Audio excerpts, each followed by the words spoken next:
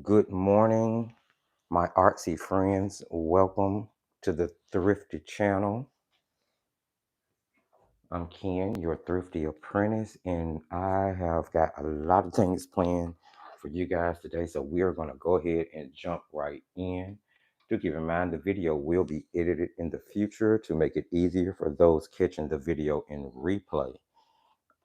You will have to give me a couple of days on that. So, what have we been up to this past week, friends? This past week, we had two videos come out. We had the review of the Shinhan Professional Gouache, which we covered one other illustration in, which was of the swan. I'm not sure if you had a chance to catch that. If you didn't, do take some time when you get some time to go back and check that video out.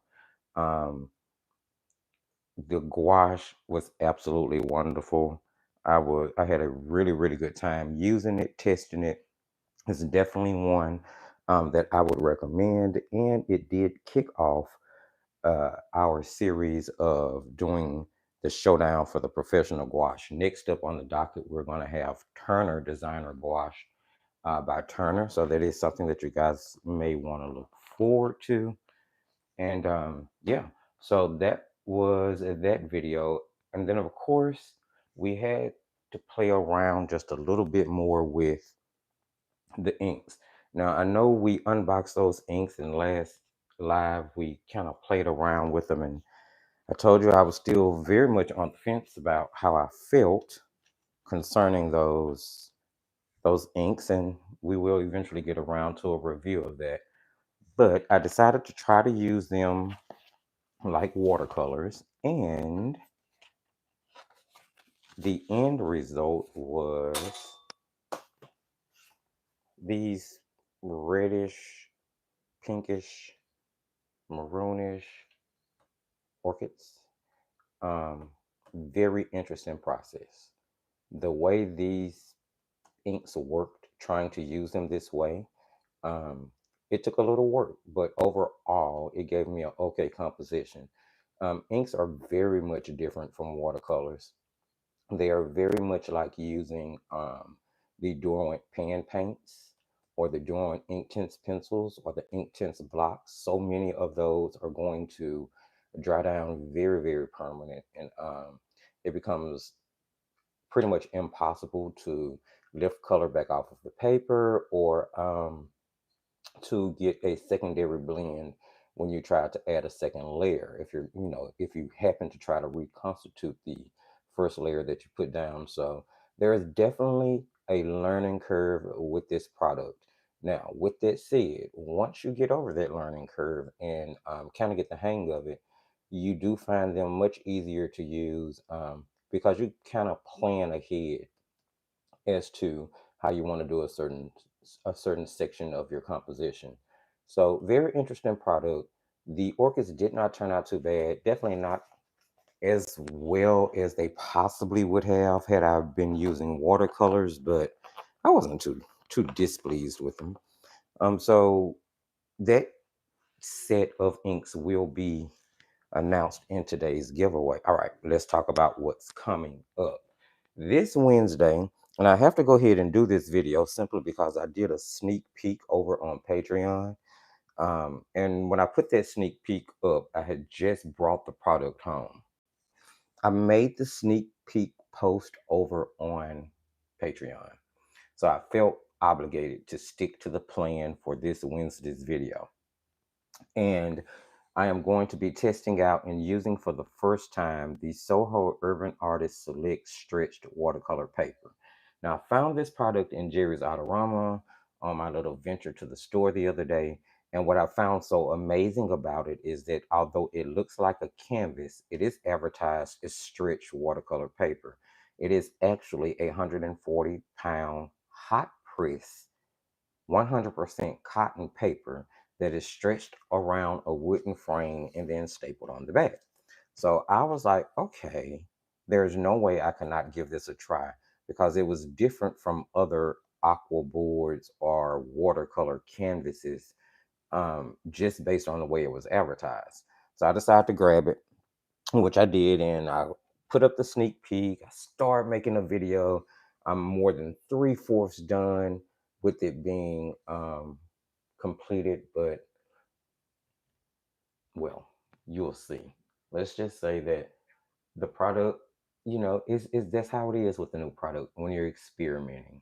Sometimes you may like it, sometimes you may not, but that doesn't mean that the result won't be nice. So we'll have to wait to see on that. But I do want you guys to be sure to catch that video, especially if painting, if the idea of a stretched watercolor paper versus an aqua board or a watercolor canvas is something that interests you. And I did notice from some searching that I conducted after getting the product home that Phoenix Art Company makes something very similar.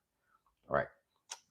Let's see. This Sunday's video coming up. Now, I've had a few ideas for this Sunday's video coming up, which I have not solidified just yet, but we're either going to go ahead and throw out the video for the studio tour, okay? Or we are going to do a crafting video because it has been a couple of weeks since I got one out. All right. So that's what is coming up. We're going to crack into today's video, and we are reviewing. Ooh, yeah, I laughed.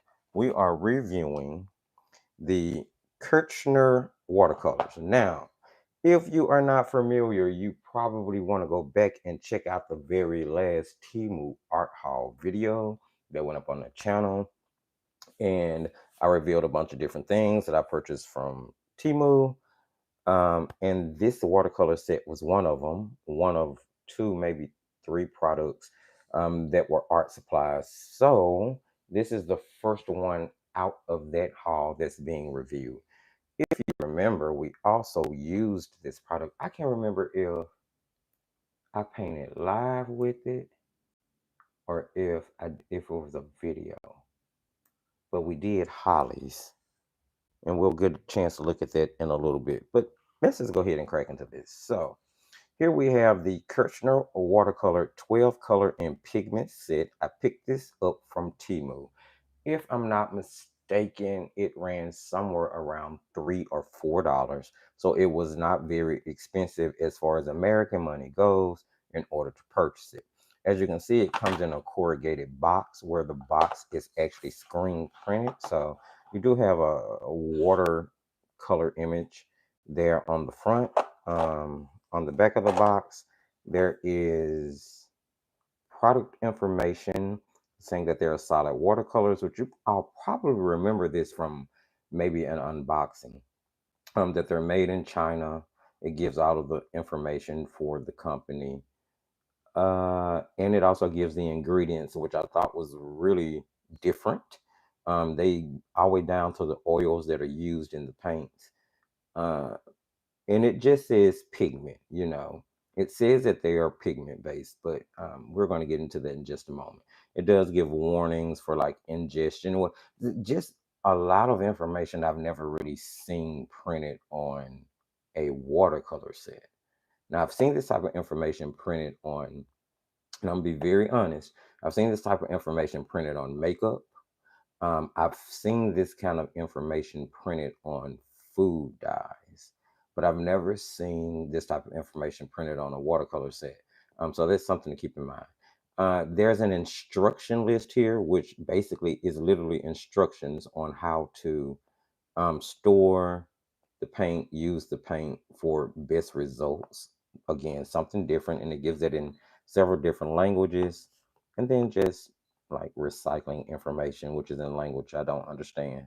And again, made in China. So that's the watercolor set. You open it up. The only information that came with the box was this swatch sheet, which, yeah, we couldn't read. Now, I actually did a translation picture, but I just thought about it. The reason I paused is because that translation picture is on the phone I'm actually doing the live on, so I can't get to that one. We're just going to have to do it again. So let's see. if I can get this one to focus in so we can get, oh, nope, that's not what I need. I need the whole thing. Okay, there we go. I think that's all of it. We're going to translate that. And basically here we have a color list.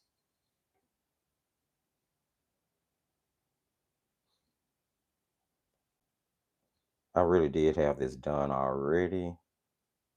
I just can't get to it at the moment. And I just thought about that. But nonetheless, here we go. So here is a translation. Started from the top: black, ochre, purple, emerald green, dark blue, quinning, QUNQING, bright red, vermilion, red orange, yellowish brown, golden, and white. Now, I did not necessarily get this particular color set here. Most of the colors listed are here, but there is not a purple in a quinning. There's a quinning, no purple, and then I have a extra blue, a light blue, versus the dark blue that they quoted here in this set. So the swatch sheet that was included with the set did not necessarily correspond to the colors I received. I did not see any type of indication on the box where it said that, selections may vary. I did look for that. I just want to make sure I didn't miss it. Most products or most companies, when they put out a set where you may get different color assortments inside one particular set, you will see it printed on the box, that the selection may vary in the box, but I did not see that.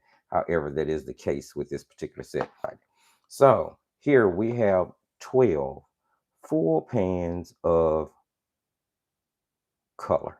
That's what I'm going to call them. 12 full pans of color. It is in a corrugated box. You do not get any mixing palette. And as I said, there is no information, no light fast, no pigment, no transparency. Of course, I paid about $3 to $4 for the watercolor set, so I was not completely surprised that that information wasn't available. Inside, you are going to get pans that are about 3/4 of the way full. Like most pans in this style, they do not fill all the way up to the top. Now, I am going to go out on a limb and say whatever formulation of this paint that this is was shaken in a bottle and then poured into the pans. That's just my hunch, just based on the consistency of them and the fact that they are actually pretty pliable when you press down on them, almost like a handmade watercolor. So that was something that I found interesting. As you can see, after waiting and using them for a few paintings here, I do have some cracking in the pans, which automatically takes them well, there's a couple of things that take them outside the Gansei realm. Number one, produced in China. You do not find traditional Japanese Gansei paints produced in China, although you will find this pan style in a lot of Asian countries. We normally associate this pan style with being a Gansei paint, but that's not necessarily the case all the time. You really do need to check the country of origin. Due to the fact that these are produced in China, I would probably call these more of a guaca paint versus a Gansei paint, because guaca is going to be the traditional style paint that you find in China versus Gansei being the traditional style that you find in Japan. Just a little FYI. So when I put them in that realm, it made a little bit more sense to me, A, as to why they're in this type pan, B, as to why the formulation will crack after being wet just a little bit. Because as you can see, unlike most Gansei Japanese paints, they do not have that more soft, shiny sheen to them at all. They're more of a drier cake. A few of them stay a little wet, but for the most part, they dry back out and it's more of a drier cake. So this is, in my opinion, definitely more of a guaca style paint. Okay, with that said, I also feel that they are a little dye based versus pigment based. Let's grab the swatching sheet here we did do this live together. I have gone and kind of filled out the information based on the original translation that I looked up for the paints, and then wrote it in corresponding to the way I swatched them out, which was not necessarily the way that they are in the box. I did put them in rainbow color based on the way that I typically paint. In that same video or live, I can't remember which one it was, we also did a little color mixing with the paints, and we did a salt test and laid out a strip to do a lift test together, which we're going to get to in just a second. Now, here's the thing: the paints blend, even dyes blend. So I didn't find that there was any issue making secondary or tertiary colors. They blended pretty decently to make both a warm and cool version of a neutral when using a blue and red. And I'm going to assume, I'm sorry, a reddish brown and a blue, regardless of which blue it was. And I'm going to go out on a limb and say that you could probably expect that type of mixing from any of the opposite colors you decided to mix together to neutralize anything. So, I mean, but that's kind of, normal across most paint sets, whether they are pigment based or whether they are dye based. So I didn't have it. I thought it was pretty cool. They are weak. They do shift quite a bit when the initial wash is super wet, but once it dries, it shifts pretty heavily. And I was fair to the paints. I did use a 100% cotton. This is Bohan 100% cotton paper to do the swatching, to do the color mixing on, and to do the original um, demonstration with them. And I think this was done in a video. I can't remember. Either way, I struggled. Overall, I got a decent composition. It came out okay in the end, but I did struggle. And this was something that I consider relatively simple. Maybe the bow was the most complicated thing in this composition. So to struggle that way for me on a 100% cotton watercolor paper, and I don't know, maybe they'll perform better on a cellulose paper. I'm not sure. But what I do know is that I was not too impressed, based on the way I paint, with the way they performed on the 100%. I don't feel like there's enough saturation in that color in contrast to the amount of paint I actually put on the paper. The saturation is just not there for me. They really kind of remind. I may have said this before, but when they shift and dry down, they remind me of the way Lucas Aquarelle 1862 look, and I mean the new formulation of Lucas, not the old formulation, because that old formulation before they changed it was amazing. This new formulation of Lucas, I don't know what they have going on with that. But yeah, it kind of shifts to this old world vintagey, uh, atmospheric look to the colors. Hopefully that makes sense. Let's see, anything else? The paints re-wet pretty well. Don't have any issues with that. Once you spray them down, they'll reconstitute. I did notice that they were a bit goopy on my paintbrush, so you definitely have to mix them out on a palette, um, before taking them over to your watercolor paper or whatever substrate you are painting on. With that said, I think that happens to be another thing that's lending to them drying so desaturated. So that's just something to think about as well. With all that said, keeping in mind the price of the paints, I don't think it's like a terrible deal. I am comparing these to, the type of paints that you guys see me use on a regular basis. I'm definitely not trying to compare them to any artist grade paints, but even just the budget student grade paints, I feel like, you know, $4, I would almost tell you to get one of those 8 well circle things of prime. I really would. I hate to say it. I happen to love praying. I think praying is a amazing beginner watercolor, especially if you're on a budget and you want something to start with, to get some practice in. I think praying is pretty good, especially get your 100% watercolor paper, and praying will go a long way. I would almost tell you to take about $2 or $3 more, add to that, and get you some praying. Because it's just very questionable to me. Um, the consistency that they get once they've been soaked for a while kind of reminds me of the way of makeup compact looks after it's been wet. I've told you guys that I was a makeup artist for MAC for a couple of years, and so I have a little experience in messing up makeup. And I feel like they really remind me of like a cosmetic paint. I I need to reread the back of the box because I want to see if it tells you to avoid contact with the skin. Because if it doesn't tell you to avoid contact with the skin, I would almost want to venture to say that they might be even a hybrid between a body paint. Okay, product should not be swallowed by children. Well, of course not. Okay, keep away from sunlight in humid environments. Keep away from flammable items. Please close the pen properly after use. That's for a pen. There's no pen in there. To avoid, is that suffocation? Yeah, so no, I don't see anything that says you should avoid the skin.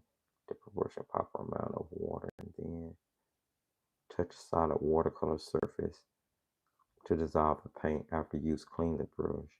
Yeah, but it does say paper there. I don't know. I just listen.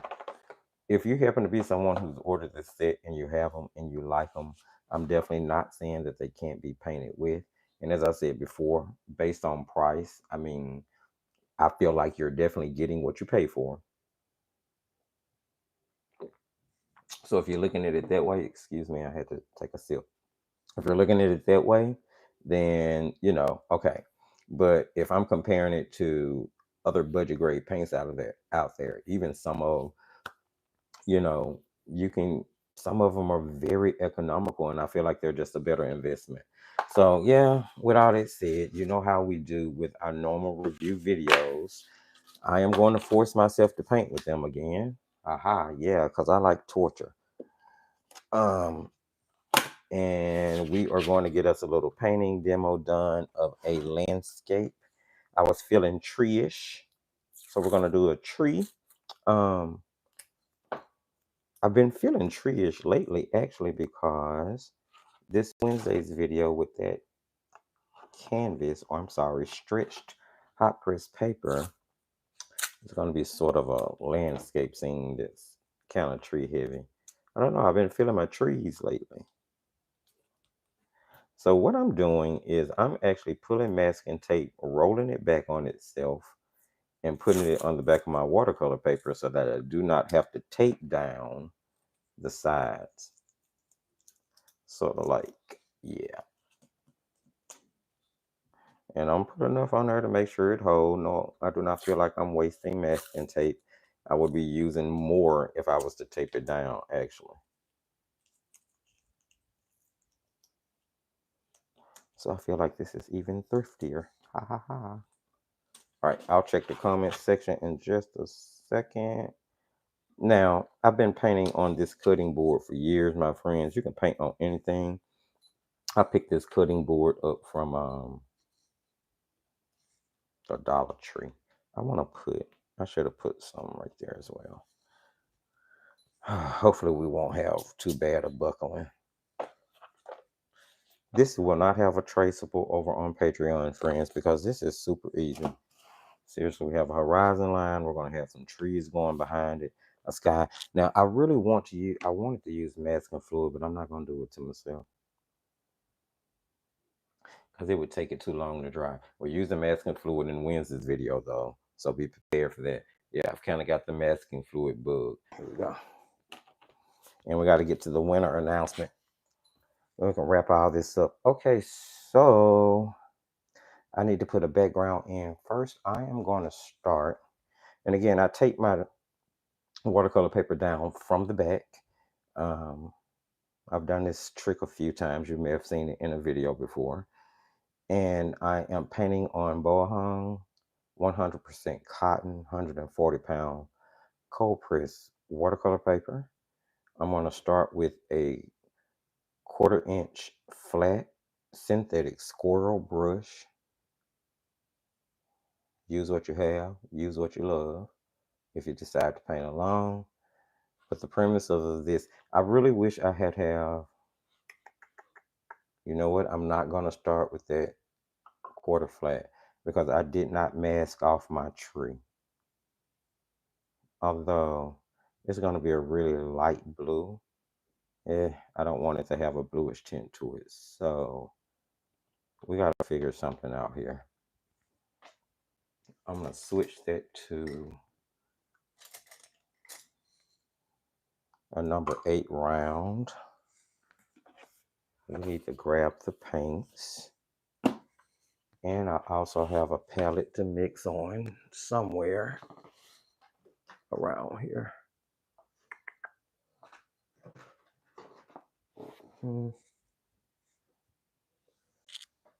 Well, I had a palette to mix on because, of course, there's not one with the paints.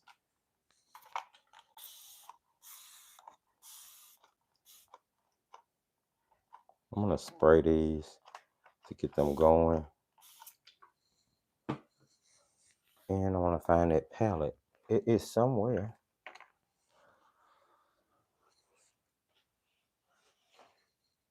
I literally had it just a few seconds ago. That's what I'm saying. I just lose stuff. I don't know what's going on. Okay. There it is.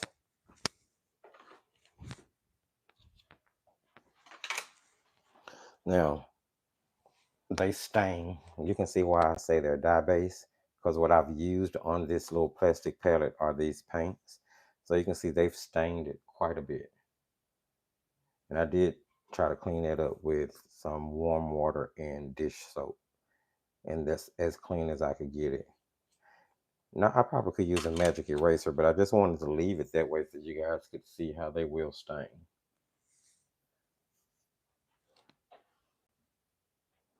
All right.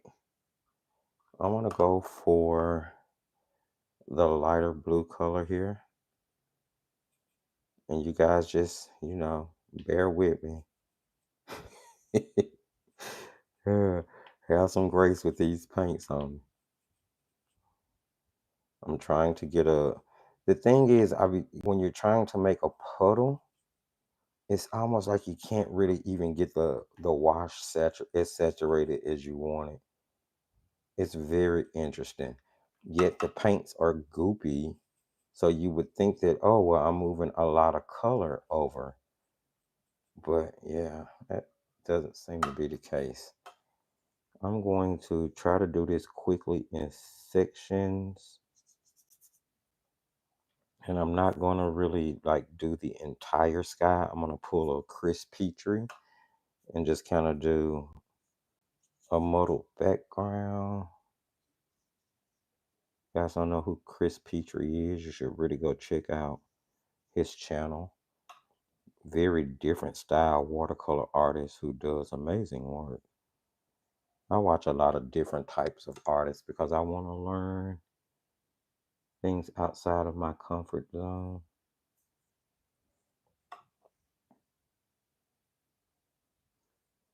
And I'm just quickly wetting this paper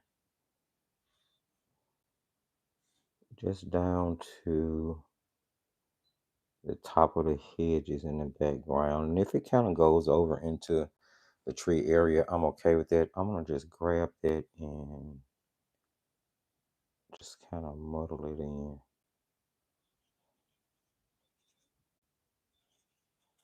Not really aiming for any purpose or with anything, just getting color on the background. See how much it already shifts? The more water you use, the more it shifts. I'm going to try to get a little bit more saturation here. There we go. Especially since we already know it's going to shift with the color anyway.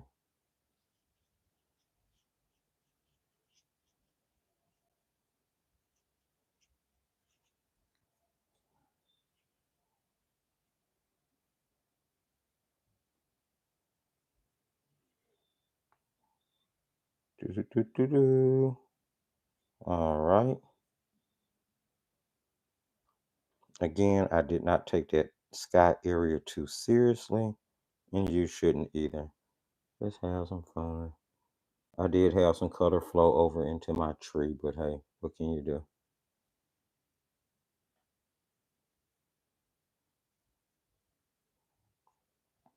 It's okay if a little of it gets in there anyway. I can always pull it back. We don't know that they'll really lift though, do we? We didn't do our lift test. I mean, I know whether they'll lift, but in all fairness, I'm gonna grab a paper towel. Let's see. Let's see if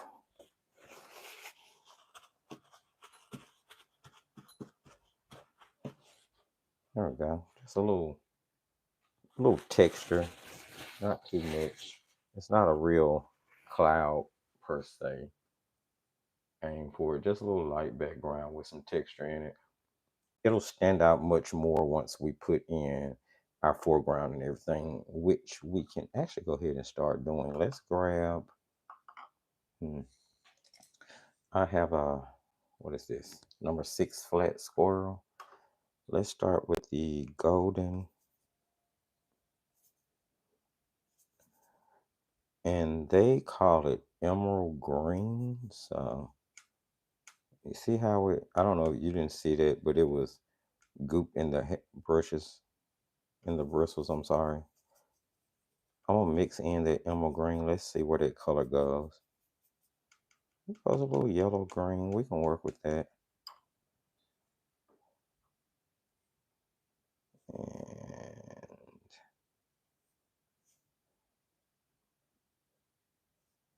wet here in our foreground. It's already transferring color, so at least we know what color it's gonna be, right? I didn't really rinse that brush too well. And then we'll go in here with this.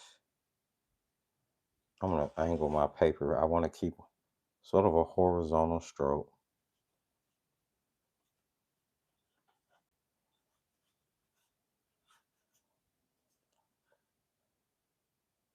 Bring it down around the back of the tree.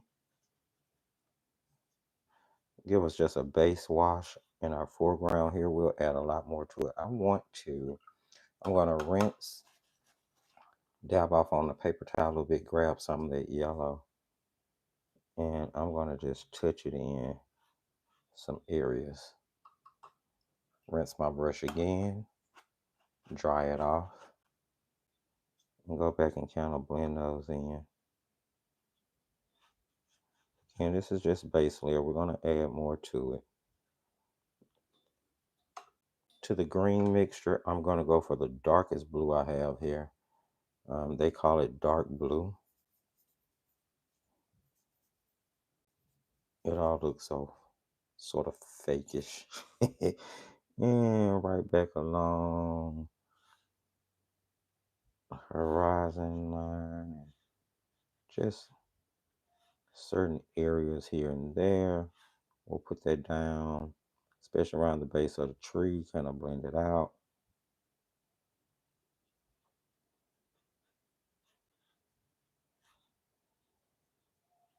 Okay, that's not a bad start.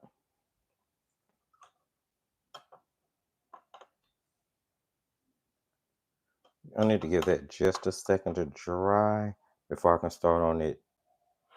Those trees back there.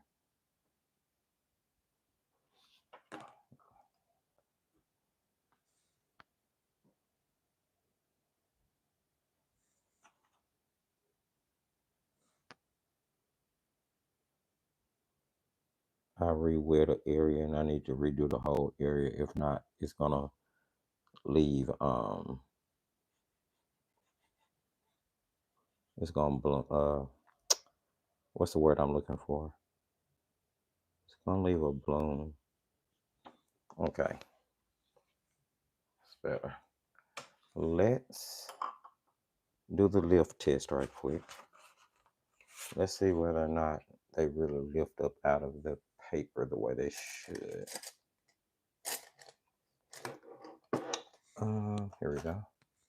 Now I'm using a white hair nylon um, scraper here.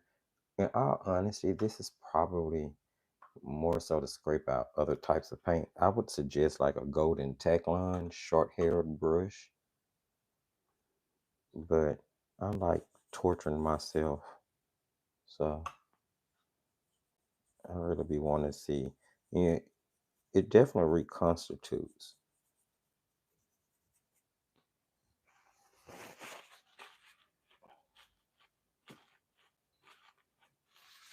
Not too bad, but I would imagine that because they are not truly pigment based, I don't think.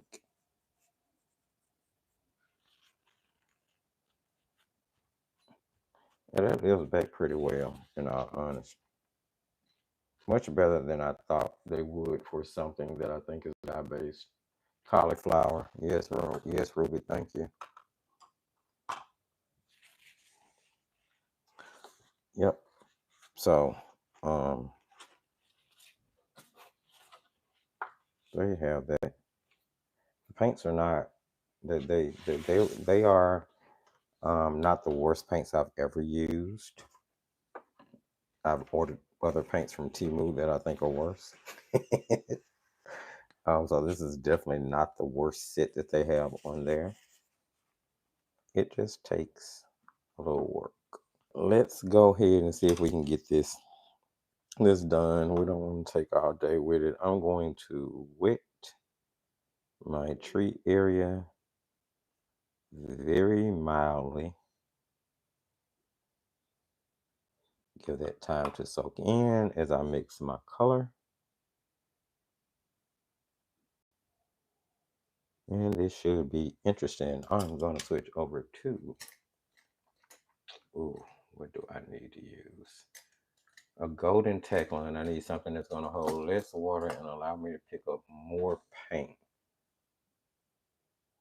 This number 6 filbert may work. I'm going in for the emerald green. And I'm trying to make a mixture.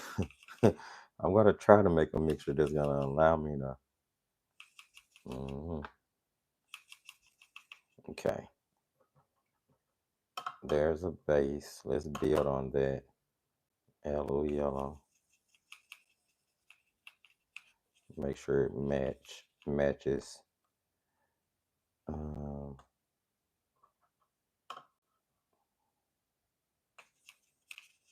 Matches the grass. Let's start there. I hope this goes well. And we are just gonna, I'm dabbing and turning my brush as I do it, backwards and forwards.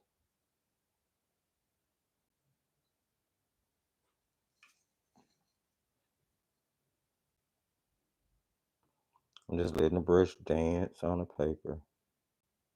Create these little peaks. Get right up around my tree here.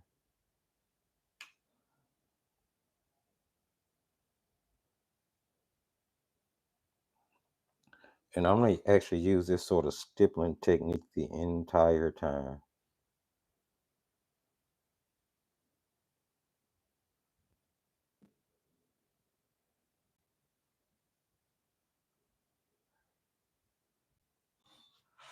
Even when I add in my next, I'm going to do one side at a time. I'm not going to try to, don't want these paints to really dry before I get a chance to get all the colors in that I want. All right. I'm going to grab some of the blue, mix it in, go back, start dabbing in on top of it. And some of it stick up further, some of it come down.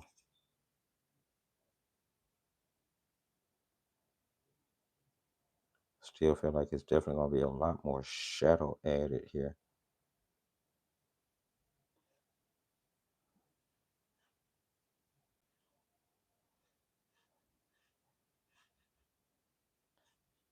Let dry brush some of that color down. Let's pull in some harmony there.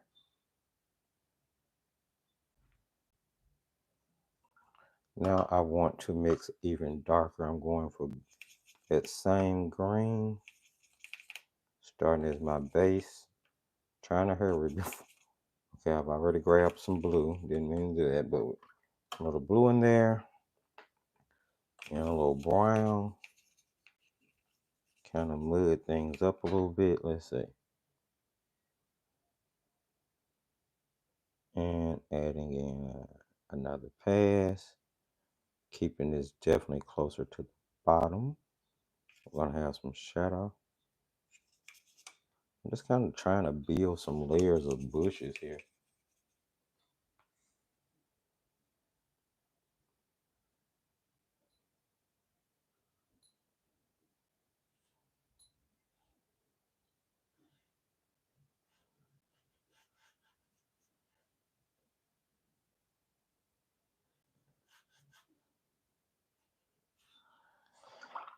Okay.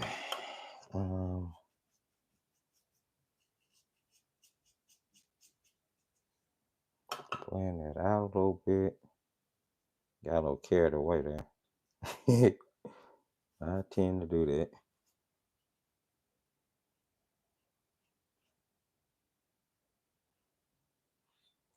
Okay. But I'm trying to build some saturation in the color. I don't want it to be dull. We'll add another layer to that. Let's go ahead and do the opposite side right quick. I'm going to go into that original base green.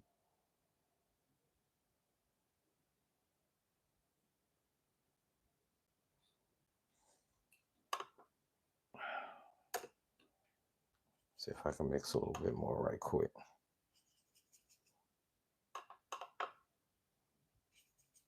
What are you guys painting? What are you working on? Anybody working on anything?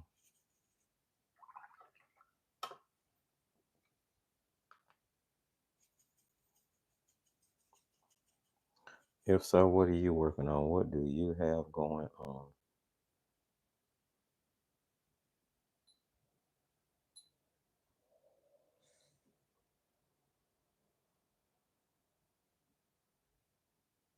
There we go. We painted around a tree. Did an okay job.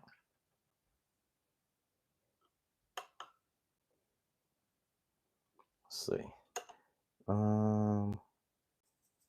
want to go back here with a little blue. Well, that went off the rails real quick. Let's try that again.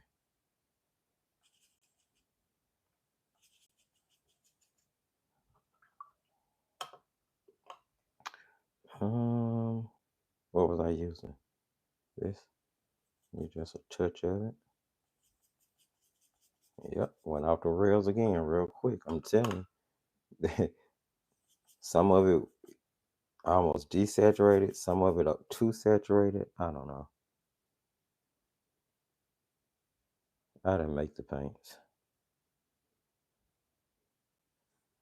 They just do a lot. I got too much water right there. See if I can block that up.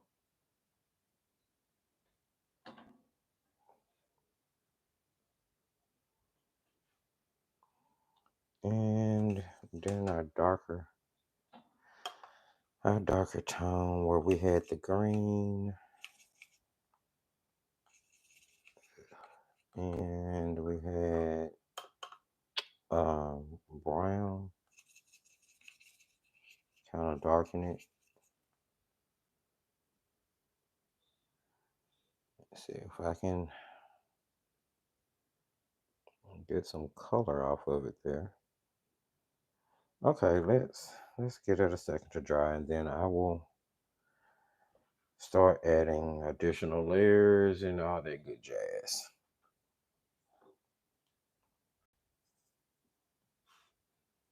I'm going back in with that original. I need to that original light green I made up with the yellow mixture. I just feel I need to add more. I can't leave that alone. It's bugging me. Why is the color so... Ugh.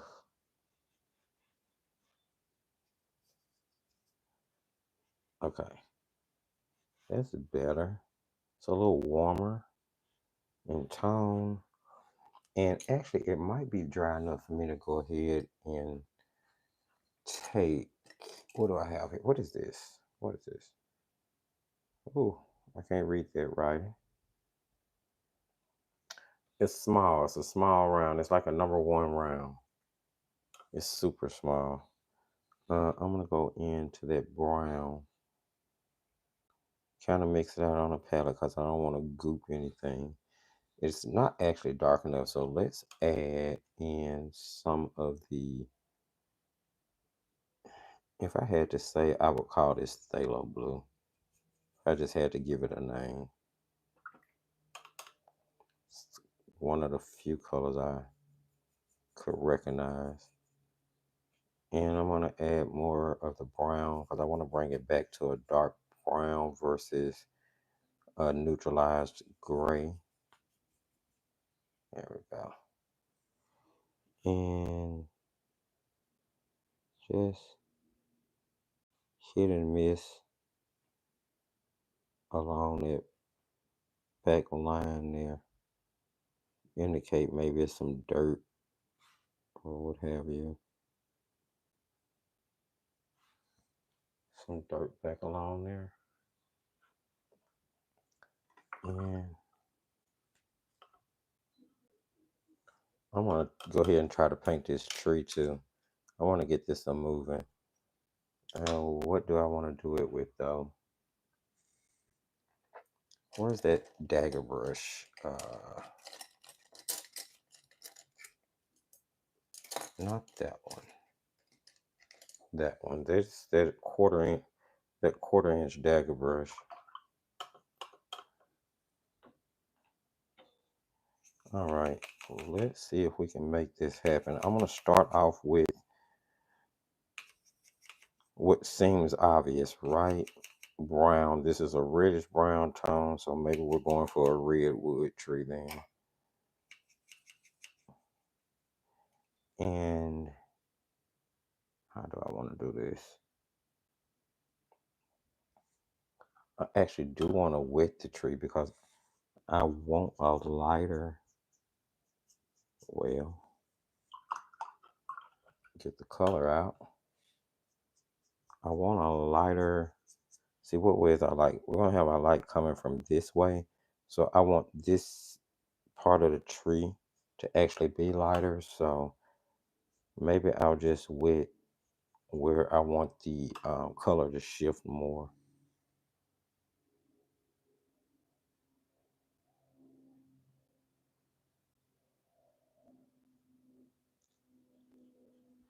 And now let's get in here and see if we can get this painted.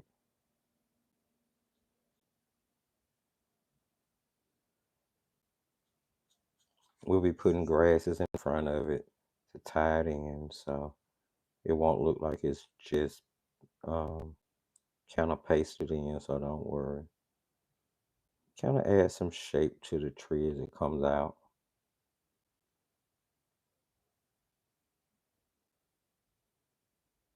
We'll add some detail to that shortly. I hope this works out right.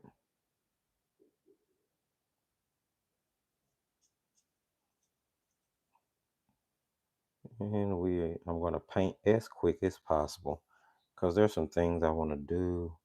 I want to do some credit card scraping. I want to do quite a few things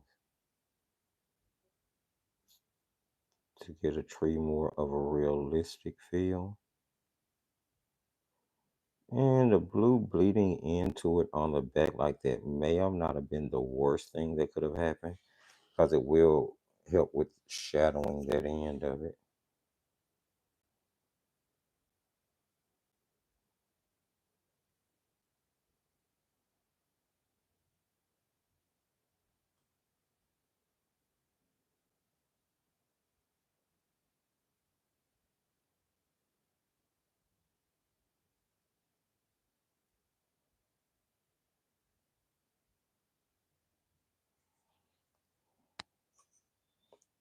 Okay.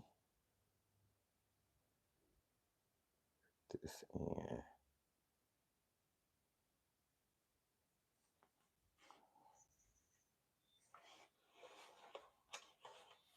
See.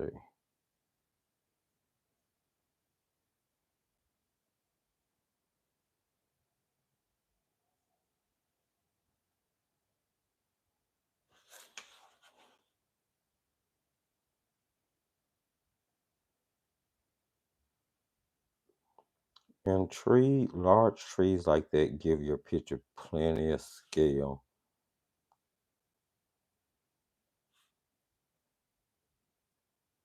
I didn't mean to make that as wide as I did, but we are going to go with it.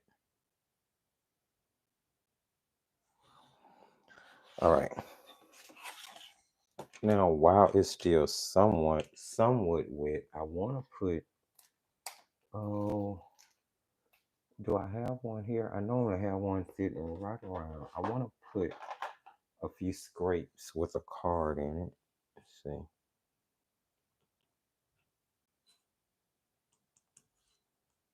Just a few here and there going up the tree, and they will eventually kind of settle.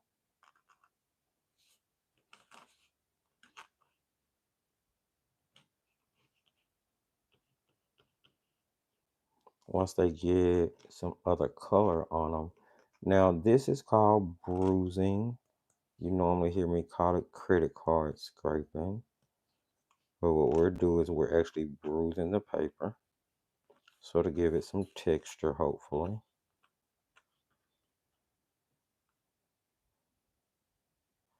And you want to kind of do it while it's still wet, in all honesty. But maybe that'll work out. I'll leave that there just in case we need it.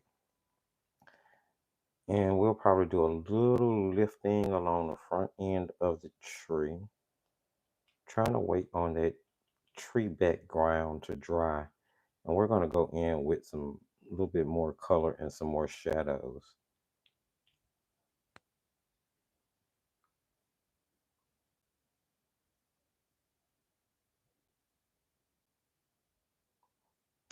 Love the at work making the junk journal out of office supplies. That's so cool. That's so cool. You know what? When I get off this live, I'm gonna make a junk journal. Thank you for inspiring me. I haven't made one in so long, and I need a new one. I need one for me. Most of the ones I make, I sell. So I need one for me. I don't know. I may tape it. I don't know. I'm not sure how many people are. There are some people on my channel that watch the junk journal videos. I'm not sure how many people are truly interested in them though. But either way, I'll tape it just in case. Okay, I know I want to add some darkness. Do I want to keep working on this tree right now? I really don't. I'm going to, but I really want to work on that background a little bit more.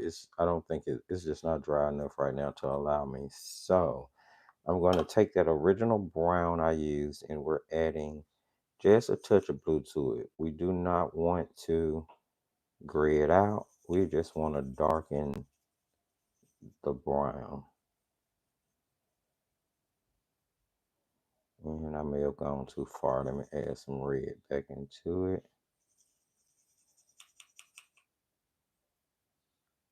I mean, it's easy to make mud with them really quick. I definitely think they're multi-pigments. Nothing single pigment about any of them.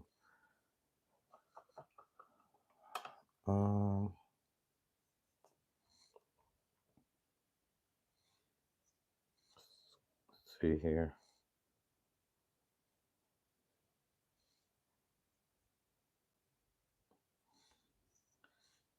Go in along the back side of the tree. And with the dagger brush, I'm actually pulling my shadow horizontally across the tree. Keeping in mind that each part of the cylinder is round and not flat. So I'm going across.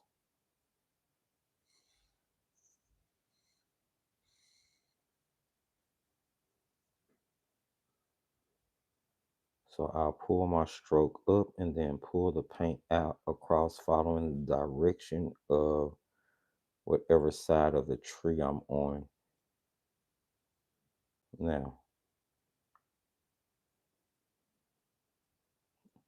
I'm trying to prevent hard lines, so I'm going down and blending, just pulling it out until, okay, so I'm gonna stop there. I'm gonna rinse my brush, dry it, and then just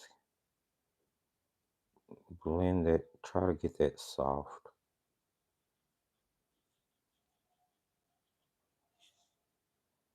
Jeez. Yeah, okay. Let's try the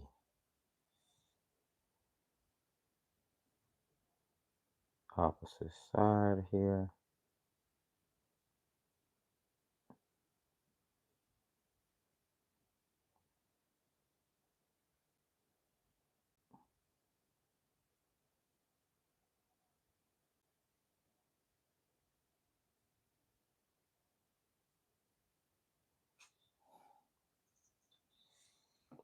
Okay, I might have to leave it kind of strong and then go back, maybe layer it more than blend it in order to truly get the effect that I want. We're about to see.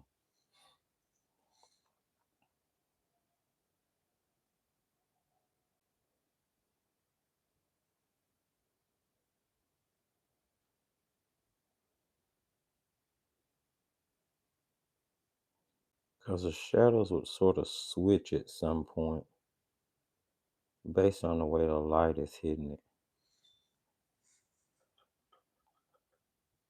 I'm going to rinse my brush, dry it off, and try to blend any hard edges in.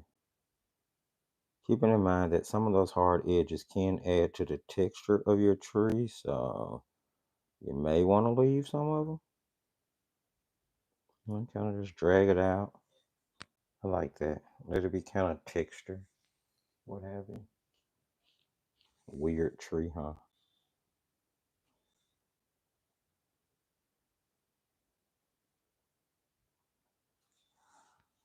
And let's see. We would have plenty of shadow down here.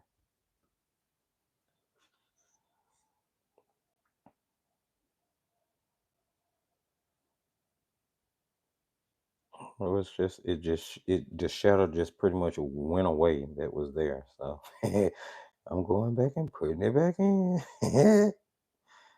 Promise, I didn't do it. Did it on its own. Let's put some, what have you down here. Some shadow kind of.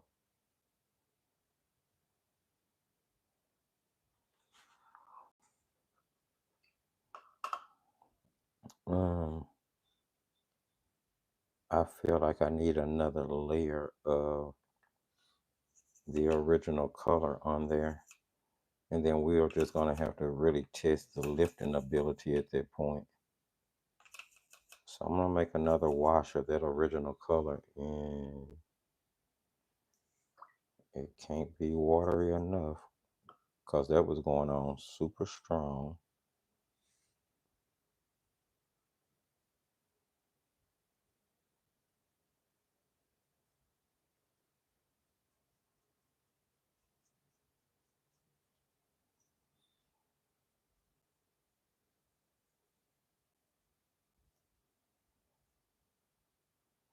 Trying to blend them into each other and not get rid of or make the shadow look bad.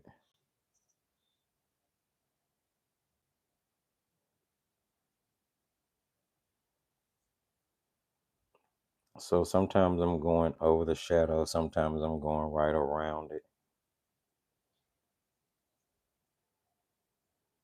Being careful to avoid the end of the tree where the highlight would be. So this is my effort to try to get these paints to blend better.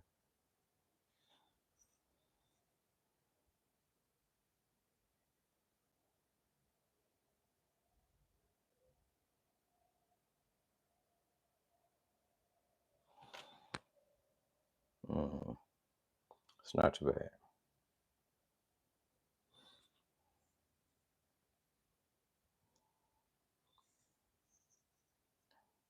I do still feel like it needs more shadow.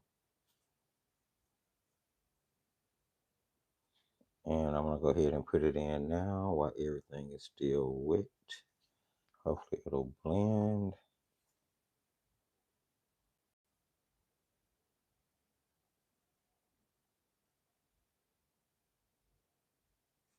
And then I'll just crisp it up a little bit in certain places.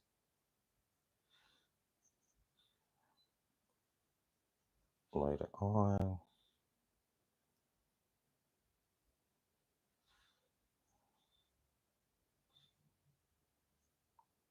I feel like it has dimension at this point though.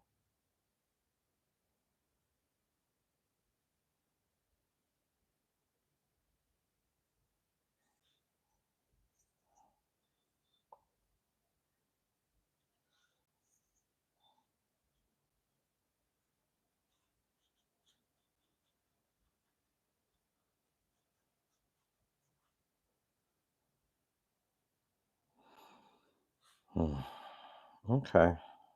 I need to give it a second to dry before I try to do anything in it. On paintbrush.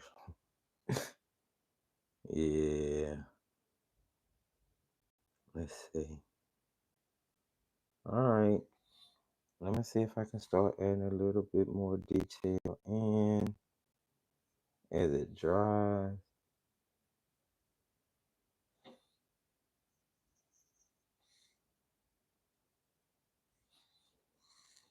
The thing is, if I could mix the paint and not have to make it so watery,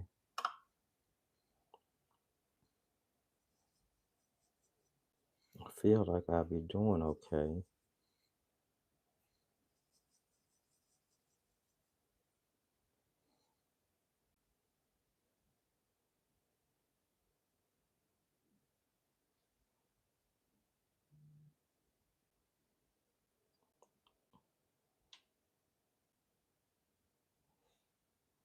It's that dark. Yeah, as you can see, it's the darks I'm fighting for. I'm really fighting for them.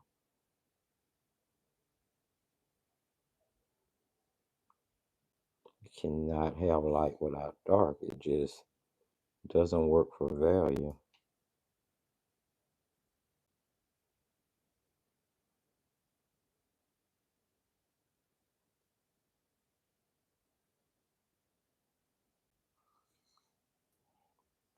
So at this point, I'm just doing whatever I can to get some darker value. I'm gonna have to just go in with a complete gray once this dries, and it's never gonna dry if I don't quit fooling with it.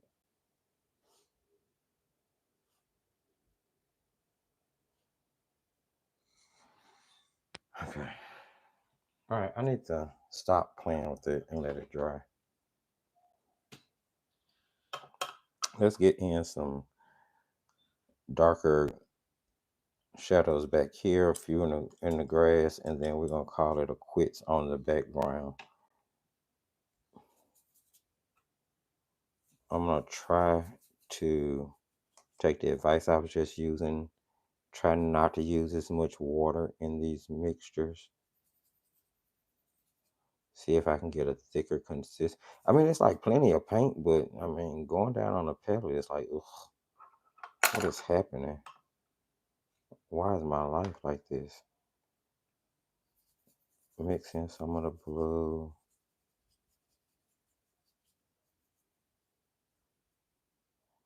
And then some brown.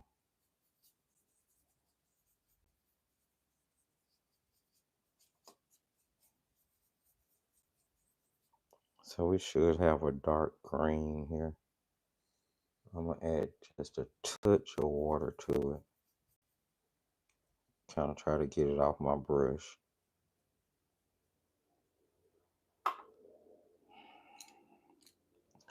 And then let's go back to that synthetic filbert. See if we can just glop some of it up. And start tapping some shadows.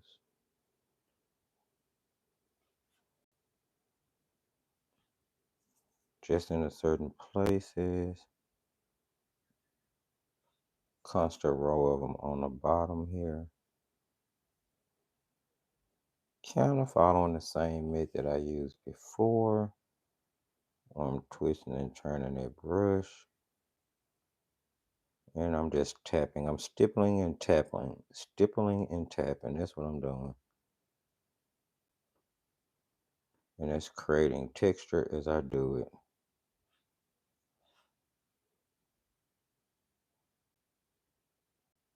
And there we have it. Add it in. So best it's gonna get with these paints.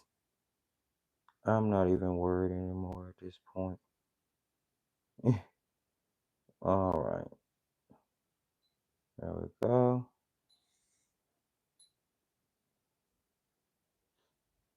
All right. Put some shadow in down here. This hill kind of rolling down the hill. And that tree is gonna give off much shade. I'm basically dry brushing everything on at this point, trying to avoid as much water as I can because I don't want to lose the saturation in the paints. All right, let me switch over real quick to, let's go back to that little one we were using. Let's see if we can get some, oh, not dark enough. Let's try to mix some more mix here. Some of that green, really get it off of there. Okay. And some of that blue, sticky.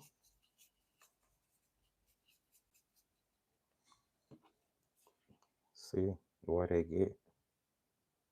And you can actually see some white in it. You can see the white film on top of it. And then some of the brown.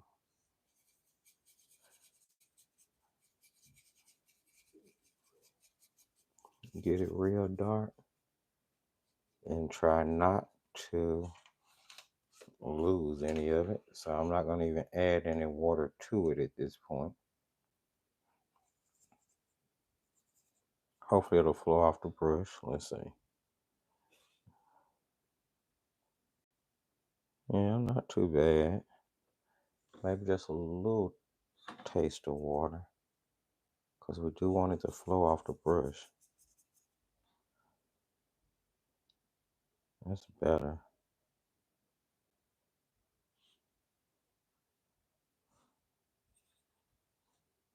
Still not. I'm gonna still end up adding gray into this. I already know. Just so the grass itself has some,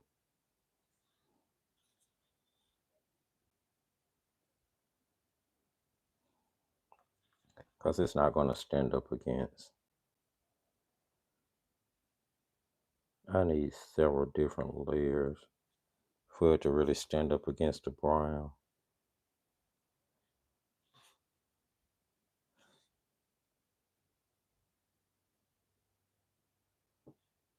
Maybe we can use the credit card scraper. Let's see. Let's put the paint down right along the base of the tree. And let's see if this will work. Let's grab the card scraper and just try to pull up some grass. Okay, it's not too bad.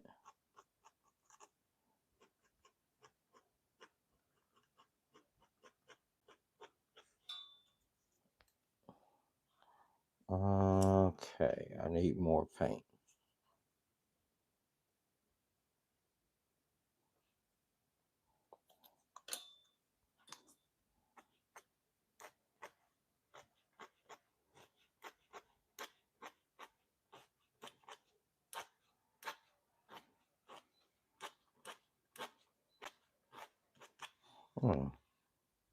It's not too bad. They made a few little more. We just put down that green under each of these little shadow patches.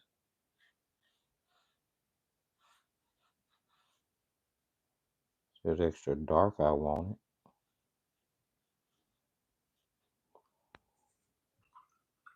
All right. Friend, look, I'm tired of I'm tired of this painting. It's yep, I'm there. I'm there where I'm tired of this painting. I'm going to re-enhance those little brown patches just to indicate the and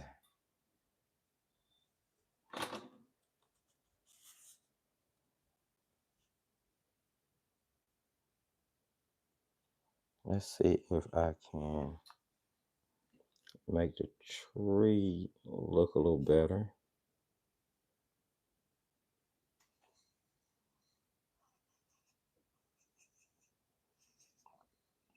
Mix that brown into that green and see what happened. All of this should mix together to make mud, in all honesty.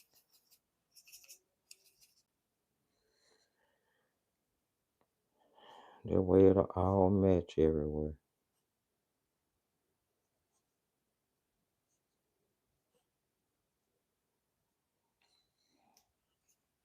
Give it a little matchy spirit with the color.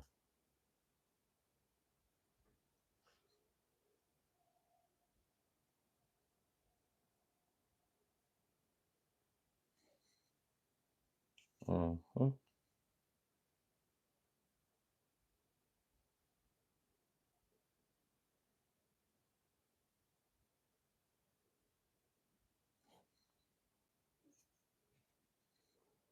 All right, there's my failed attempt at making these paints work.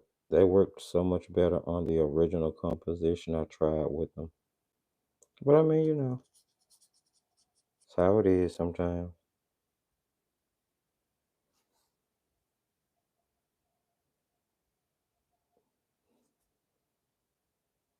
Mm-hmm.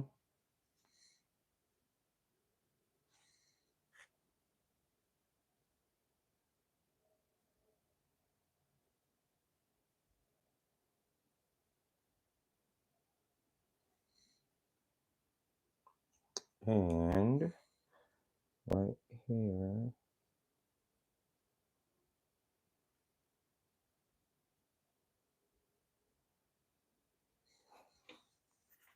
Mm,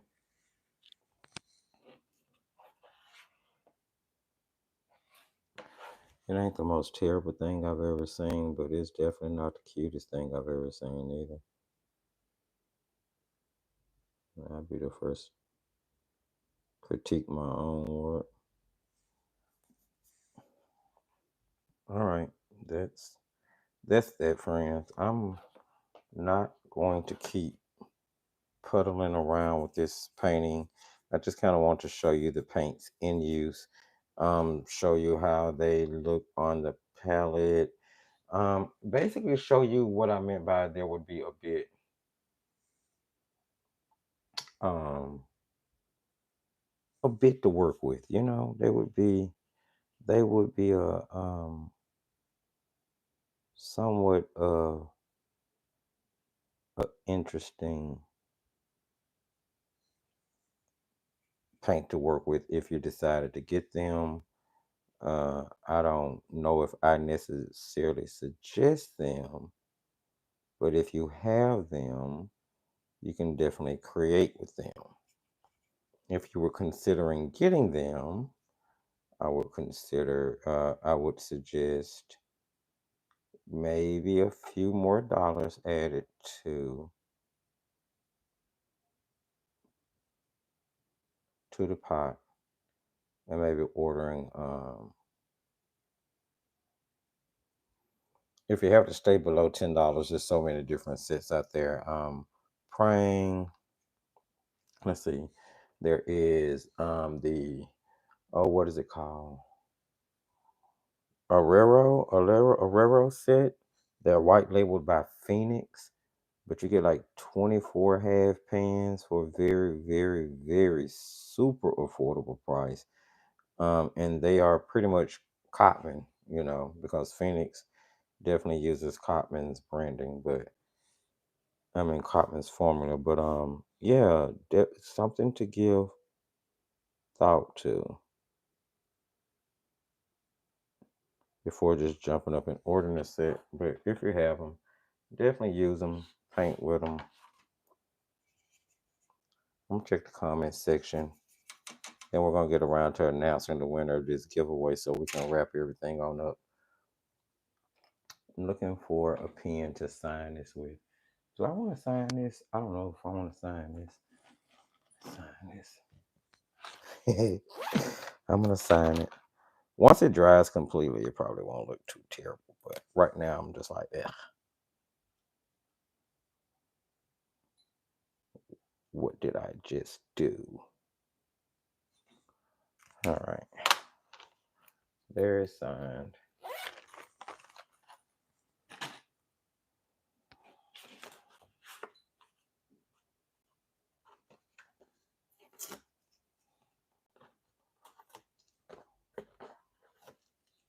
Okay, so let's take a look, friends. Let's take a look. Then I'm gonna check comments. Then we'll announce the winner of the giveaway. Let me just get everything just kind of lined up here so you know you can take a look.